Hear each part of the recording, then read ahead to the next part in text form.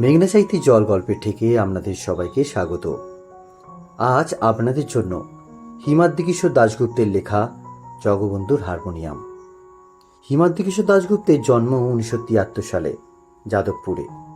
কলকাতা বিশ্ববিদ্যালয় থেকে ইতিহাসে MA, সাহিত্যিক হিসেবে আত্মপ্রকাশ 2005 সাল নাগাদ। আনন্দবেলা পত্রিকায় কৃষ্ণলামার গুম্ফা উপন্যাসের মাধ্যমে বর্তমানে প্রায় সমস্ত কিশোর পত্রিকায় নিয়মিত লেখক। আজকের গল্পটি আমরা নিয়েছি আধা রাতের বন্ধু এই বইটি থেকে। গল্প পাঠে সাউন্ড এফেক্টস এবং পরিচালনায় আমি চিরঞ্জিত, অন্যান্য চরিত্রে জ্যোতির্ময় এবং মন পাখি। তাহলে শুরু করা যাক আজকের গল্প, হিমাদ্রি কিশোর দাশগুপ্তের জগবন্ধুর হারমোনিয়াম।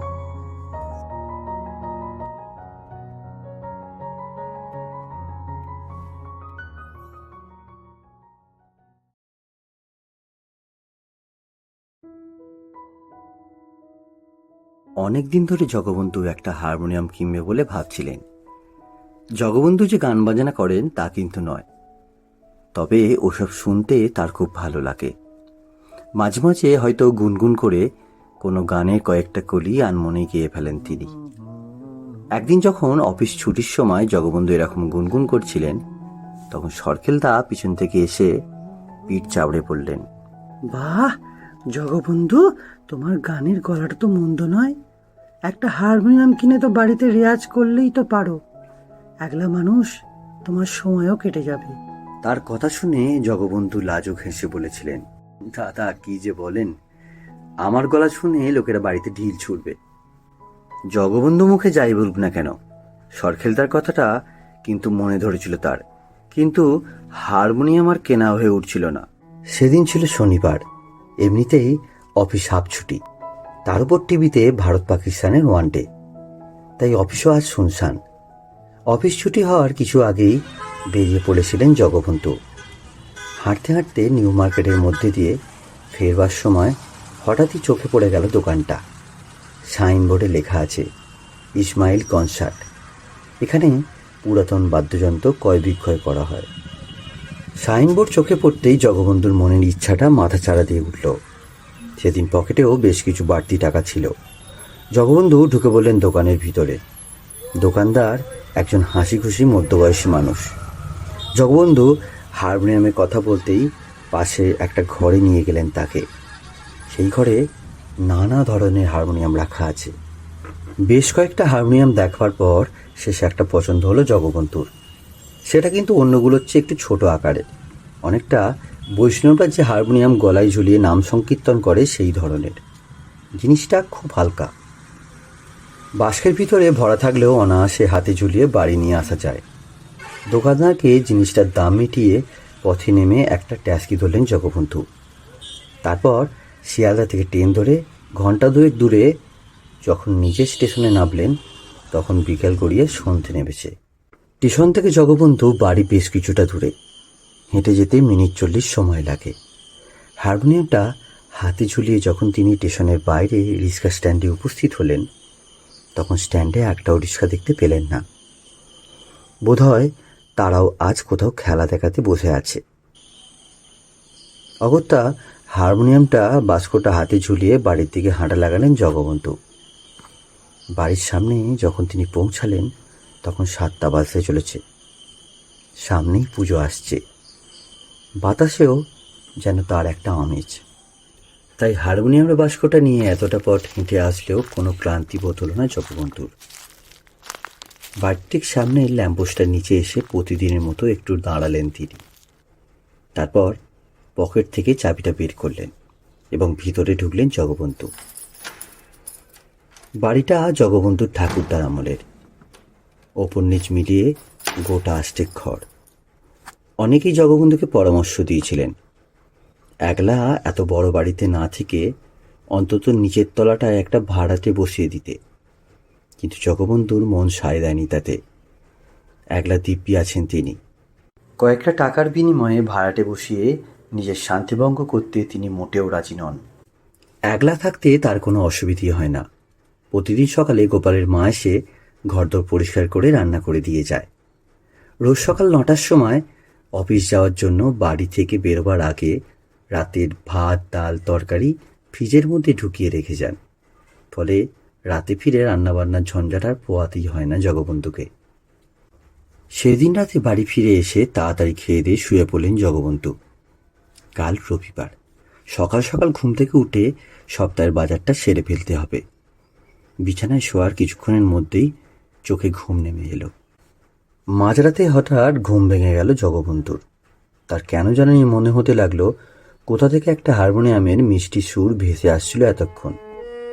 ঘুম ভাঙার সঙ্গে সঙ্গেই সেটা হারিয়ে গেল। সেই সুরের রেশ কিন্তু জগবন্ধুর কানে বাজছে। বিছানা থেকে নেমে আলোটা জ্বালালেন তিনি। খাটের পাশে টেবিলের ওপর হারমোনিয়ামটা রাখা আছে। তার পাশে রাখা ঢাকা দেওয়া জলের গ্লাসটা তুলে নিয়ে এক গ্লাস জল খেলেন তিনি। তারপর আলো নিভে আবার শুয়ে পড়লেন। পরদিন ভোরে উঠে চোখ মুখ ধুয়ে চা খেয়ে হাতে বাজারের থলি নিয়ে বাজারের দিকে পা বাড়ালেন জগবন্ধু। কিছু দূর যাওয়ার পর দেখলেন তার পাড়ার গোপীনাথবাবু বাজার করে ফিরছেন। গোপীনাথবাবুকে তিনি একটু এড়িয়ে চলার চেষ্টা করেন, কারণ গোপীনাথবাবু একবার কথা বলতে শুরু করলে আর থামতে চান না। তাছাড়া বৃদ্ধ গোপীনাথবাবু সব কিছুতেই ব্যাপক কৌতূহল। আজ একবারে সামনাসামনি পড়ে গেলেন। জগবন্ধুকে দেখতে পেয়েই গোপীনাথ বললেন, কে জগবন্ধু, কাল রাতে দেখলাম তুমি একটা বাক্স নিয়ে বাড়ি ফিরলে। কোথায় বেড়াতে গিয়েছিলে বুঝি? জগবন্ধু উত্তর দিলেন, না, কোথাও যায়নি, হাতে একটা হারমোনিয়ামের বাক্স ছিল। গোপীনাথ আবার প্রশ্ন করলেন, আর তোমার সঙ্গে লোকটাকে ছিল, তাকে তো আগে কখনো দেখিনি। জগবন্ধু বললেন, কই, আমার সঙ্গে তো কেউ ছিল না। জগবন্ধুর কথা শুনে গোপীনাথ আশ্চর্য হয়ে বললেন, সে কি হে, কাল স্পষ্ট দেখলুম তুমি যখন বাক্স হাতে বাড়ি ফিরলে তোমার পেছন পেছন একটা লোক এলো। তুমি যখন ল্যাম্পপোস্টের তলায় এসে দাঁড়ালে সেও তখন তোমার পেছনে পেছনে গিয়ে দাঁড়ালো। তারপর তুমি দৌড় খুলে ভেতরে ঢুকলে, সেও তোমার সঙ্গে সঙ্গে ভেতরে ঢুকলো। আর তুমি বলছো কি তোমার সঙ্গে কেউ ছিল না? দেখো জগবন্ধু, আমি বুড়ো হয়েছি ঠিকই, চোখে আমার চশমাও আছে, তা বলে এতটা ভুল দেখার মতো অবস্থা আমার এখনো হয়নি। এই বলে গজগজ করতে করতে বাড়ির পথ ধরলেন গোপীনাথবাবু। ওনার কথার কোনো মাথা মুন্ডি বুঝতে না পেরে এরপর জগবন্ধু এগোলেন বাজারের দিকে। দুপুরবেলা খাওয়া দাওয়া সেরে টেবিলের ওপর থেকে হারমোনিয়ামটা নিয়ে পাশের ঘরে তক্ত বসে গিয়ে বসলেন জগবন্ধু। হারমোনিয়ামটার বেশ বয়স হয়েছে বোঝা যায়। তার জায়গায় জায়গায় পালিশ উঠে গেছে। বহু ব্যবহারের ফলে রিডগুলো স্থানে স্থানে কিছুটা খয়েরি রঙের হয়ে গেছে। হারমোনিয়ামটা যে এত পুরনো তা কাল দোকানের আলো আঁধারের মধ্যে জগবন্ধু ঠিক বুঝতে পারেনি। তাই এখন হারমোনিয়ামটা দেখে কিছুটা মুচড়ে পড়লেন। ক্লিপ থেকে বেলটা খুললেন তিনি। অমনি একটা হালকা মিষ্টি গন্ধ এসে তার নাকে লাগলো। তারপর লিডের ওপর থেকে হাত বোলাতেই যেন সুরের একটা রামধনু খেলে গেল ঘরের ভিতরে। জগবন্ধু অবাক হলেন তাই শুনে। এত মিষ্টি শব্দ যে এর থেকে হতে পারে তা ভাবতে পারেননি তিনি। ছোটবেলায় তার মামার বাড়িতে একটা হারমোনিয়াম ছিল। একবার সেখানে মার সঙ্গে গিয়ে সারে গামা পাটা শিখেছিলেন তিনি। দু একবার চেষ্টা করার পর তিনি দেখলেন সেটা এখনো ভোলেননি। সারা দুপুরটা মেতে রইলেন হারমোনিয়ামটা নিয়ে। আস্তে আস্তে বিকেল হয়ে গেল। জগবন্ধু আজ আবার একটা বিয়ের নিমন্ত্রণ আছে নৈহাটিতে, তাই হারমোনিয়ামটা বন্ধ করে উঠে পড়লেন। রাত 10টা নাগাদ নিমন্ত্রণ খেয়ে জগবন্ধু যখন রিক্সা থেকে পাড়ার মোড়ে নামলেন তখন দেখলেন সামনের একটা দোকানে বারোয়ারি পুজো কমিটির ছেলেগুলো বসে আড্ডা মারছে। তাদের দেখে জগবন্ধুর মনে পড়ল আজ তাদের চাঁদার টাকাটা দেবেন বলে কথা দিয়েছিলেন। টাকা দেওয়ার জন্য তিনি এগিয়ে গেলেন তাদের দিকে।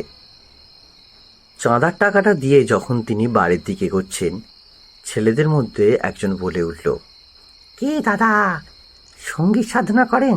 তা তো আমাদের জানা ছিল না। তো আমাদের পুজো মণ্ডপে আপনাকেও গাইতে হবে কিন্তু। জগবন্ধু ভাবলেন আজ দুপুরবেলা যখন তিনি হারমোনিয়াম নিয়ে বসেছিলেন তখন হয়তো তারা বাড়িতে গিয়েছিল। নিচ থেকে তাদের ডাক হয়তো শুনতে পাননি। এইভাবে জগবন্ধু তাদের বললেন, ও, দুপুরবেলা তোমরা আমার বাড়িতে গিয়েছিলে বুঝি? আসলে আমি তো ওপরের ঘরে বাজাচ্ছিলাম, তাই তোমাদের ডাক শুনতে পাইনি। জগবন্ধুর কথা শুনে ছেলেটা বলল, আরে না না, দুপুর বেলা নয়, সন্ধ্যের আমার একটু আগে আপনার বাড়িতে গিয়েছিলাম। ওই যখন লোডশেডিং হয়েছিল, শুনতে পেলাম আপনি দোতলার ঘরে বসে হারমোনিয়াম বাজাচ্ছেন। আমরা বেশ কয়েকবার ডেকেছিলাম আপনাকে, আপনি বোধহয় শুনতে পাননি। এমনিতেই লোডশেডিং, তারপর আপনি তো আর চাঁদা না দিয়ে পালিয়ে যাবার লোক নন, তাই আমরা আপনাকে আর ডাকাডাকি করিনি। এটার কথা শুনে জগবন্ধুর মাথার ভিতরটা কেমন গুলিয়ে গেল। তিনি আজ বিকালের পর থেকে বাড়িতেই ছিলেন না। তাহলে তিনি সন্ধ্যার পর হারমোনিয়াম বাজালেন কিভাবে? মুখে কিছু না বলে বাড়ির দিকে পা চালালেন। আগের দিনের মতো সেদিনও মাঝরাতে ঘুম ভেঙে গেল জগবন্ধুর। তার যেন মনে হতে লাগলো কোথা থেকে হারমোনিয়ামে শব্দ ভেসে আসছে। বিছানাতে শুয়ে শুয়ে তা শুনলেন। সুরটা যেন তার মনের মধ্যে কেমন একটা নেশা ধরিয়ে দিয়েছে। কিছুক্ষণ কেটে যাবার পর জগবন্ধু বুঝতে পারলেন সুরটা ভেসে আসছে তার পাশের ঘর থেকে। কিন্তু তিনি ভয় পেলেন না। মনের মধ্যে কেমন যেন একটা অস্বস্তি হতে লাগলো। বিছানা ছেড়ে উঠে পড়লেন জগবন্ধু। তারপর আস্তে আস্তে পা টিপে টিপে ঘর থেকে বারান্দাতে বেরিয়ে পাশের ঘরের দরজার দিকে এগিয়ে গেলেন। বুঝতে পারলেন তার অনুমান সত্যি। হারমোনিয়ামের শব্দটা আসছে ঘরের ভিতর থেকেই। ঘরের দরজাটা খোলা, সামনে ভারী পর্দাটা ঝুলছে। এই অঞ্চলে চোরের উপদ্রব নেই বলে সাধারণত দোতলার ঘরের জানলা দরজা খোলাই থাকে। পর্দার ফাঁক দিয়ে উঁকি মারতেই জগবন্ধু এক অদ্ভুত দৃশ্য দেখতে পেলেন। ঘরের ভিতরে আলো জ্বালানো থাকলেও খোলা জানলা দিয়ে এক ফালি চাঁদের আলো এসে পড়েছে ঘরের ভিতর। সেই আলোতে স্পষ্ট দেখা যাচ্ছে একজন বৃদ্ধ লোক তক্তপোষের ওপর বসে মাথা নিচু করে এক মনে বাজিয়ে চলেছে হারমোনিয়ামটা।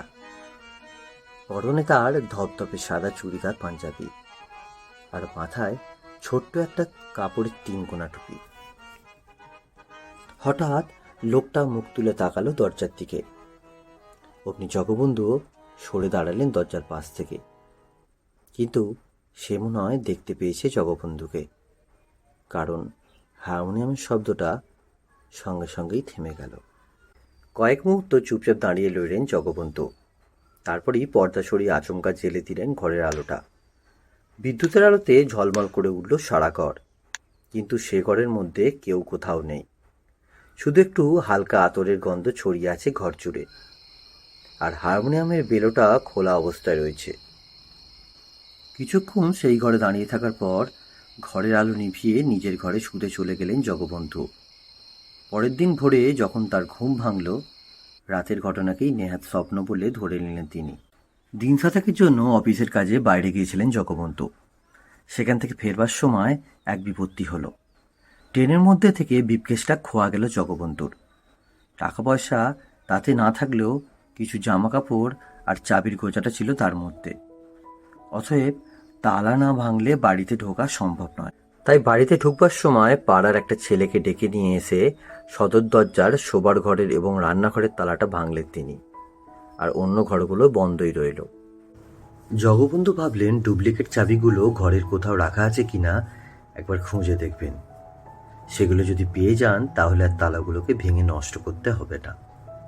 কিন্তু নানা কাজের চাপে চাবিগুলো আর খুঁজে বার করা হয়ে উঠল না। তাছাড়া ঘরগুলো খুব বেশি প্রয়োজনীয় জিনিস না থাকায় ঘরগুলো খোলার জন্য খুব একটা তাগিদ অনুভব করলেন না। তাই ঘরগুলো বন্ধ অবস্থাতেই পড়ে রইল। হারমোনিয়ামের কথাও প্রায় ভুলেই গেলেন। একদিন গোপীনাথবাবু তাকে এসে জিজ্ঞাসা করলেন, মাঝে মাঝে রাতের বেলায় যে ভদ্রলোককে তোমার ছাদে দেখতে পাই, তিনি তোমার কে হন? অনিদ্রার রোগী, চোখে মোটা কাঁচের চশমাটা। গোপীনাথবাবুর প্রশ্ন জগবন্ধুর কাছে অবান্তর মনে হওয়াতে তার কোনো উত্তর দেননি তিনি। মাস 2 কেটে গেছে, বেশ শীত পড়েছে এবার। দরজা জানলা বন্ধ করে সেদিন রাতে রেমমড়ি দিয়ে তাড়াতাড়ি শুয়ে পড়লেন জগবন্ধু। অনেকদিন পর আবার হঠাৎই মাঝরাতে ঘুম ভেঙে গেল জগবন্ধুর। তার কানে বাজতে লাগলো হারমোনিয়ামের সুর। তবে সেই সুর, সেই ধ্বনি কেমন যেন বিস্বাদ মাখা। লেমমড়ি দিয়ে সেই শব্দ শুনতে লাগলেন জগবন্ধু। কিছুক্ষণ পর থেমে গেল সেই শব্দ, আর তারপরেই জগবন্ধুর মনে হলো তার ঘরের মধ্যে কেউ যেন প্রবেশ করেছে। মুখের ওপর থেকে লেপটা সরিয়ে ফেললেন তিনি। অন্ধকার ঘরে কাউকেই দেখা যাচ্ছে না ঠিকই, কিন্তু তার নিঃশ্বাস ফেলার শব্দ যেন স্পষ্ট শুনতে পাচ্ছেন। আরও অনুভব করলেন একটা মিষ্টি আঁচড়ের গন্ধ ছড়িয়ে পড়েছে সারা ঘরে। জগবন্ধুর আজকে সত্যি ভয় ভয় করতে লাগলো। হাত বাড়িয়ে জগবন্ধু খাটের পাশে রাখা টেবিল ল্যাম্পটা জ্বালিয়ে দিতেই হালকা নীল আলোয় ভরে গেল সারা ঘর। জগবন্ধু দেখলেন তার পায়ের সামনে দাঁড়িয়ে আছে সেই বৃদ্ধ লোকটা, যাকে তিনি একদিন পাশের ঘরে চাঁদের আলোতে হারমোনিয়াম বাজাতে দেখেছিলেন। জগবন্ধুর গলা শুকিয়ে কাঠ হয়ে আসতে লাগলো। তিনি শুধু এক দৃষ্টিতে চেয়ে রইলেন তার দিকে। খাটে শুয়ে লোকটার মাথা থেকে হাঁটু পর্যন্ত স্পষ্ট দেখতে পাচ্ছেন। আজও তার পরনে একই পোশাক, শুধু সেদিনের থেকে আজ থেকে অনেক বেশি বৃদ্ধ বলে মনে হচ্ছে। করুণ দৃষ্টিতে সে চেয়ে রয়েছে জগবন্ধুর দিকে। বৃদ্ধের ঠোঁট এবার নড়তে শুরু করলো। জগবন্ধুর মনে হলো তার কণ্ঠস্বর যেন বহুদূর থেকে ভেসে আসছে। সে কি বলছে তা শুনলে মাথায় নিতে পারছিলেন জগবন্ধু, কারণ আতঙ্কে তার বুদ্ধিও লোপ পাওয়ার অবস্থা। লোকটা কথা বলেই চলেছে। কয়েক মিনিট কেটে যাবার পর কিছুটা ধাতস্থ হলেন জগবন্ধু। তার মনে হলো লোকটা আর যাই করুক না কেন তার কোনো ক্ষতি করবে না। তিনি এবার মন দিয়ে বৃদ্ধ কি বলছে তা শোনার চেষ্টা করলেন। ততক্ষণে বৃদ্ধের কথা প্রায় বলা শেষ হয়ে এসেছে, শুধু শেষের দিকের কথাটা তার কানে এসে বিঁধল।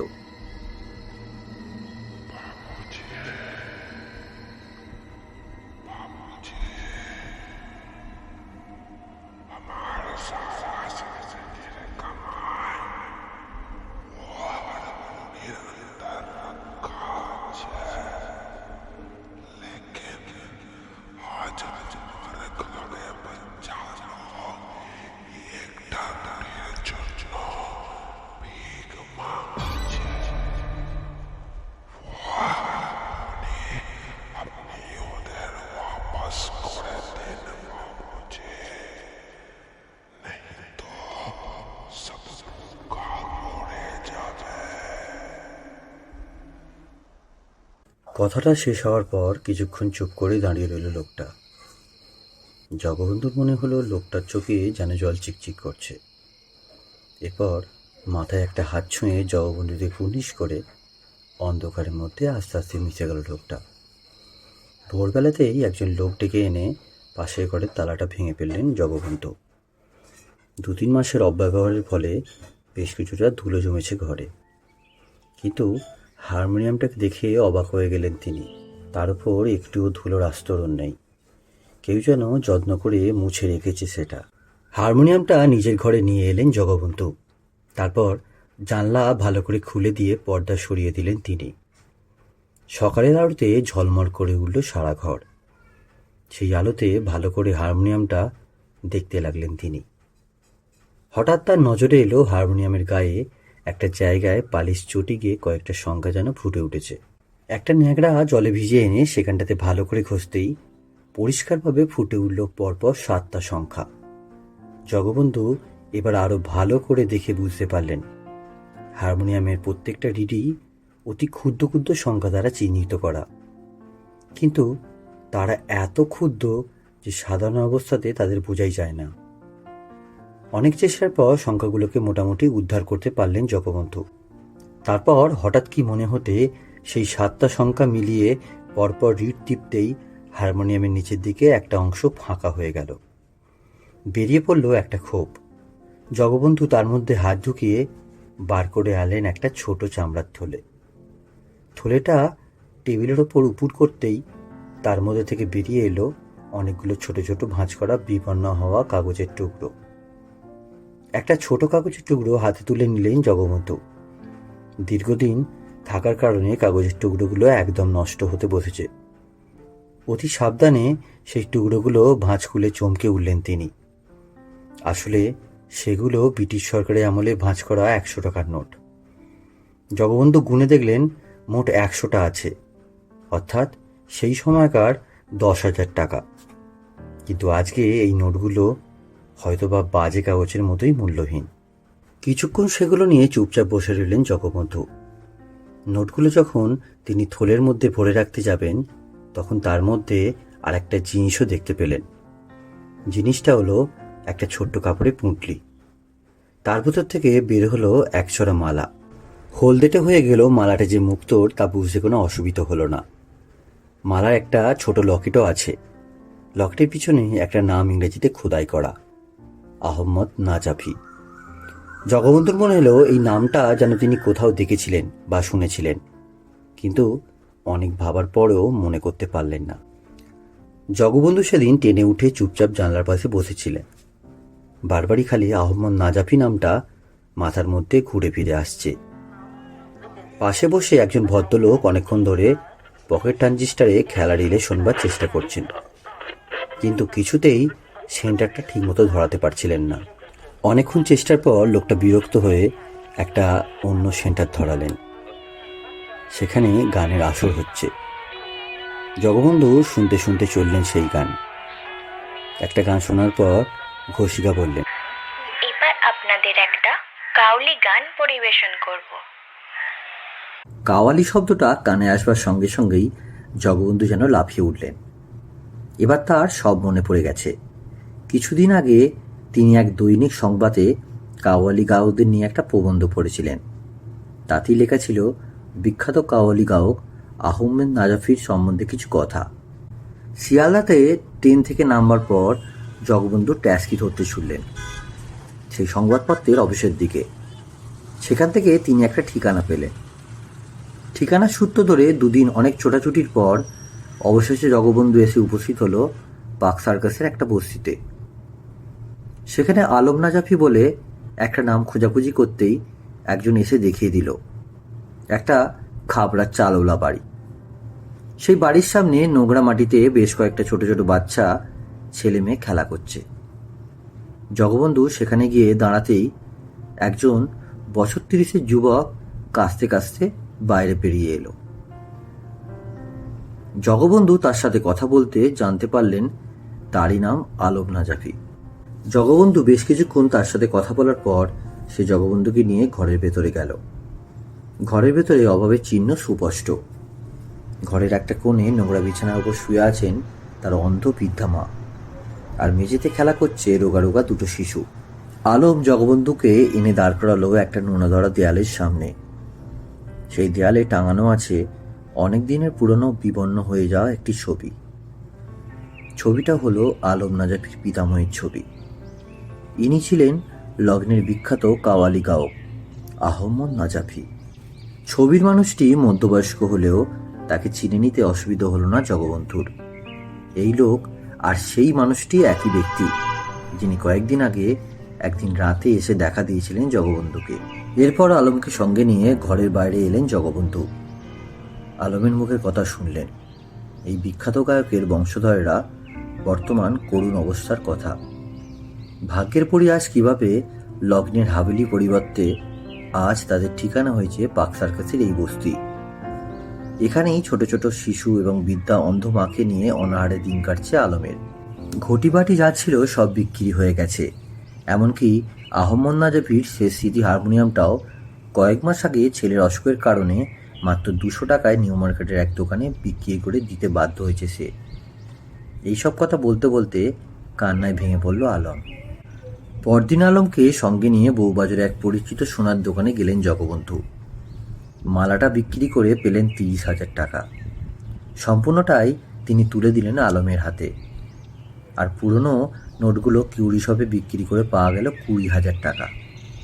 এই টাকাটা তিনি আলমের ছেলে মেয়েদের জন্য ব্যাংকে জমা করে দিলেন।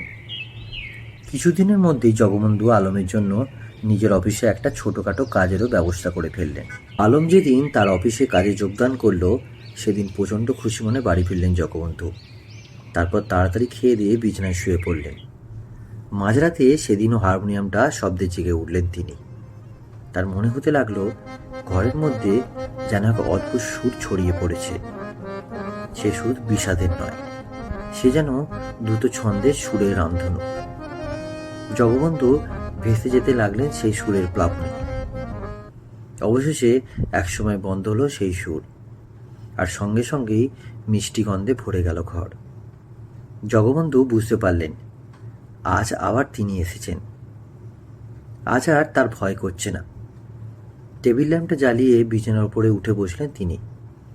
দেখলেন সেদিনের মতো আজও তার ঘরের ভিতরে দাঁড়িয়ে এসেছেন সেই মানুষটি। আজও তার চোখে জল, কিন্তু সেই জল দুঃখের নয়, আনন্দের। খুশিতে যেন ঝলমল করছে তার মুখ। জগবন্ধুর দিকে চেয়ে কপালে হাত ঠেকিয়ে একবার কুর্নিশ করলেন তিনি এবং আস্তে আস্তে মিলিয়ে গেলেন। পরদিন জগবন্ধু আলমের বাড়ি গিয়ে ফিরিয়ে দিয়ে এলেন হারমোনিয়ামটা।